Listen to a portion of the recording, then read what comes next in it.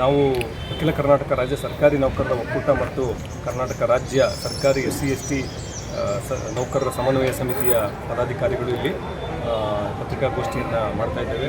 ಮುಖ್ಯವಾಗಿ ಜುಲೈ 9ನೇ ತಾರೀಕು ಇಡೀ ದೇಶಾದ್ಯಂತ ಸಾರ್ವತ್ರಿಕ ಮುಷ್ಕರಕ್ಕೆ ನಮ್ಮ ಅಖಿಲ ಭಾರತ ರಾಜ್ಯ ಸರ್ಕಾರಿ ನೌಕರರ ಒಕ್ಕೂಟ ಕರೆ ಕೊಟ್ಟಿದೆ.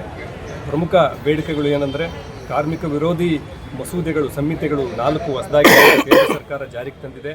ಅದು ನೌಕರರ ಮತ್ತು ಜನತೆಯ ಮುಖ್ಯವಾಗಿ ಕಾರ್ಮಿಕರ ಹಕ್ಕುಗಳನ್ನು ದಮನ ಮಾಡ್ತದೆ. ಅದನ್ನು ಹಿಂಪಡಿಬೇಕು ಅನ್ನುವಂಥದ್ದು.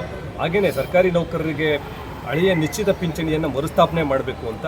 ಏಕೆಂದರೆ ಈಗಾಗಲೇ ಏನು NPS ಮತ್ತು UPS ಹೆಸರಿನಲ್ಲಿ ಕೇಂದ್ರ ಸರ್ಕಾರ ಹೊಸ ಪಿಂಚಣಿ ವ್ಯವಸ್ಥೆಯನ್ನು ಮಾರ್ಪಾಟು ಮಾಡಿ ಜಾರಿಗೆ ತಂದಿದೆ.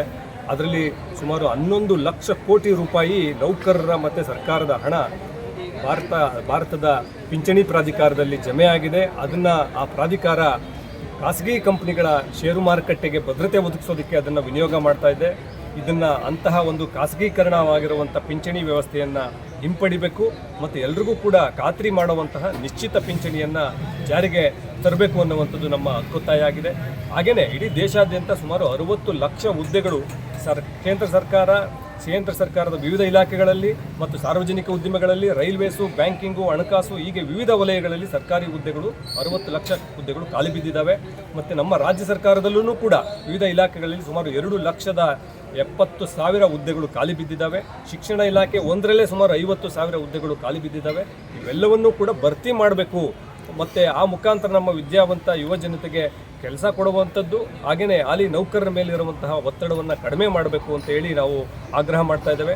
ಹಾಗೆಯೇ ಸರ್ಕಾರದ ವಿವಿಧ ಇಲಾಖೆಗಳಲ್ಲಿ ಗುತ್ತಿಗೆ ಆಧಾರದಲ್ಲಿ ಸುಮಾರು 3 ಲಕ್ಷ ನೌಕರರು ವಿದ್ಯಾವಂತ ಯುವ ಜನತೆ ಕೆಲಸ ಮಾಡ್ತಾ ಇದ್ದಾರೆ. ಅವರಿಗೆ ಯಾವುದೇ ರೀತಿಯ ಕನಿಷ್ಠ ಒಂದು ಸೇವಾ ಭದ್ರತೆ ಆಗಲಿ, ಸಾಮಾಜಿಕ ಭದ್ರತೆ ಆಗಲಿ ಏನೂ ಇಲ್ಲ. ಅವ್ರನ್ನ ಮನಸೋ ಇಚ್ಛೆ ಹೊರಗುತ್ತಿಗೆ ಏಜೆನ್ಸಿಗಳು ದುರುಪಯೋಗ ಮಾಡ್ಕೊಳ್ತಾ ಇದ್ದಾರೆ, ಶೋಷಣೆ ಮಾಡ್ಕೊಳ್ತಾ ಇದ್ದಾವೆ. ಅದನ್ನು ಸರ್ಕಾರ ಅದಕ್ಕೊಂದು ಪರಿಹಾರವನ್ನು ಕಾಣಬೇಕು. ಅವರಿಗೆ ನೇರವಾಗಿ ಸಂಬಳ ಕೊಡುವಂಥ ರೀತಿಯಲ್ಲಿ ಮತ್ತು ಅರ್ಹತೆ ಇರುವಂಥ ವಿದ್ಯಾವಂತರಿಗೆ ಅವರು ವಿಶೇಷ ಪ್ರಾತಿನಿಧ್ಯವನ್ನು ನೇರ ನೇಮಕಾತಿಯಲ್ಲಿ ಕೊಡಬೇಕು.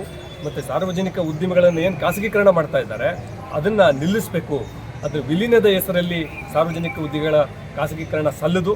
ಈ ಎಲ್ಲ ಬೇಡಿಕೆಗಳನ್ನು ಇಟ್ಕೊಂಡು ನಾವು ಇವತ್ತು ಈ ಪತ್ರಿಕಾಗೋಷ್ಠಿಯಲ್ಲಿ ನಮ್ಮ ನೌಕರರು ಮತ್ತು ಜನತೆಯ ನಡುವೆ ಈ ಮುಷ್ಕರದ ಬಗ್ಗೆ ಒಂದು ಪ್ರಚಾರಾಂದೋಲನ ಕಾರ್ಯಕ್ರಮವನ್ನು ಮಾಡ್ತಾ ಇದ್ದೇವೆ. ತಮ್ಮ ಹೆಸರು ಸರ್? ನನ್ನ ಹೆಸರು ಜೈಕುಮಾರ್, ರಾಜ್ಯಾಧ್ಯಕ್ಷರು, ಅಖಿಲ ಕರ್ನಾಟಕ ರಾಜ್ಯ ಸರ್ಕಾರಿ ನೌಕರರ ಒಕ್ಕೂಟ. Thank you.